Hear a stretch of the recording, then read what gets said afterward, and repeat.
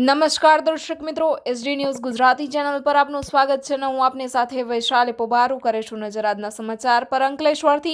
અંકલેશ્વર નગરપાલિકા દ્વારા ward number 8માં ડ્રેનેજ લાઇનના કામનું ખાતમુહૂર્ત કરાયું. ₹34 લાખના ખર્ચે ડ્રેનેજ લાઇનનું નિર્માણ કરવામાં આવશે. નગરપાલિકા પ્રમુખના હસ્તે ખાતમુહૂર્ત કરવામાં આવશે. અંકલેશ્વર નગરપાલિકા વોર્ડ નંબર 8માં ₹34 લાખના ખર્ચે નિર્માણ પામનાર ડ્રેનેજ લાઇનના કાર્યનું નગરપાલિકાના પ્રમુખના હસ્તે ખાતમુહૂર્ત કરવામાં આવ્યું હતું.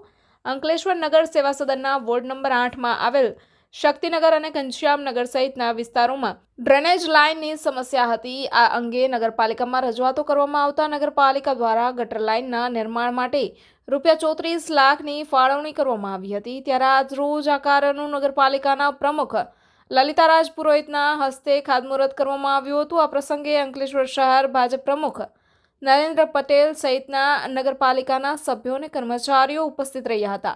આ વિસ્તારમાં ગટર લાઇનનું નિર્માણ થતાં પાણી ભરાઈ રહેવાની વર્ષો જૂની સમસ્યાનો અંત આવશે.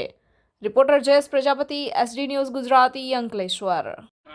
આજ રોજ અંકલેશ્વર નગરપાલિકા દ્વારા 34 લાખના ખર્ચે વોર્ડ નંબર 8માં ડ્રેનેજ લાઇન નાખવાનું ખાતમુહૂર્ત કરવામાં આવ્યું.